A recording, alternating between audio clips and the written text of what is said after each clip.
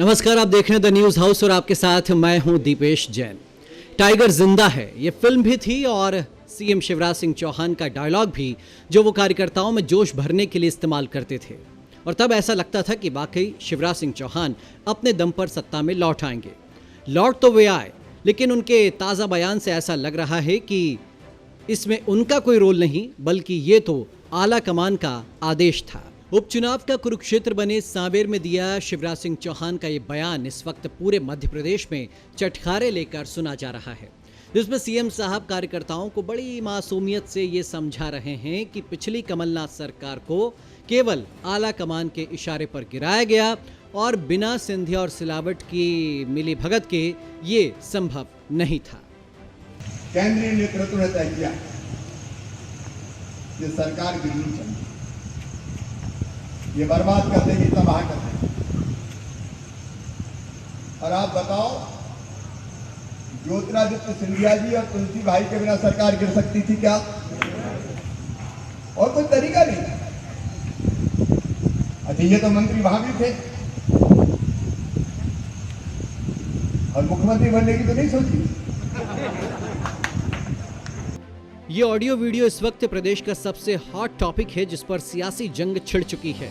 Twitter war जारी है, आरोप और सफाई का दौर भी चल रहा है।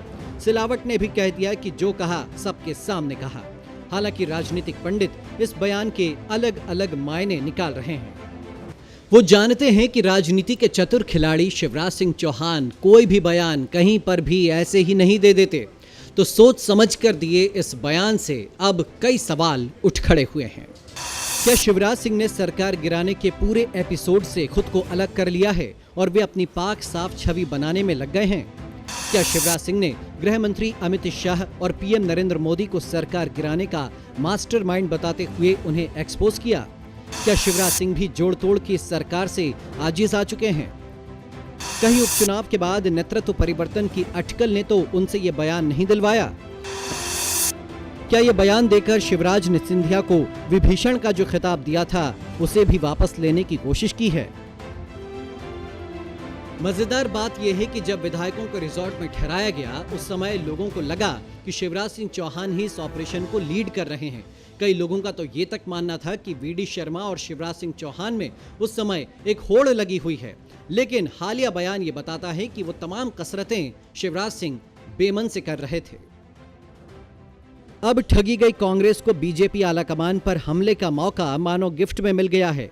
लेकिन कांग्रेस को धोखाधड़ी का आरोप नहीं लगाना चाहिए, क्योंकि बीजेपी नेता तो हर दिन सरकार गिराने की धमकी देते थे और कांग्रेस उसे हल्के में लेकर हंसी में उड़ा देती थी। कमलनाथ सरकार में शिवराज सिंह की भूमिका आज के मुकाबले थोड़ी ही तो कम थी। इसी तरह आज शिवराज सरकार में कमलनाथ की भूमिका थोड़ी ही तो कम है। ये कुल मिलाकर थोड़ा कम थोड़ा ज़्यादा का जो खेल है, इसी का नाम नूरा कुश्ती होता है। सिंधिया जी का आना और उनके खास कमांडर तुलसी सिलावट के क्षेत्र में जाकर शिवराज का ये कहना कहीं से गलत नहीं है। इसको कांग्रेस ने अपनी तरह से, भारतीय जनता पार्टी ने अपनी तरह से प्रचारित किया। हालांकि इसका एक मायना यह भी हो सकता है कि कांग्रेस नेताओं के बीजेपी में शामिल होने से जो कार्यकर्ता नाराज हैं, उनकी नाराजगी दूर की जाए। और चूंकि कार्यकर्ताओं में पीएम मोदी की लोकप्रियता ज्यादा है, लिहाजा कार्यकर्ताओं को पीएम मोदी के नाम से बूस्टअप किया गया। साथ ही साथ उन्होंने ये भी दुहाई दी कि अगर तुलसी सिलावट चुनाव हारे तो वो भी सीएम नहीं रह पाएंगे।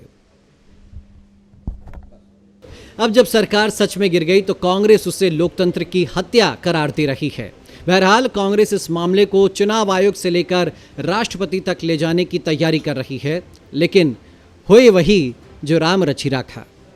कैमरामैन अर्पण के साथ द न्यूज हाउस के लिए मैं दीपेश जैन।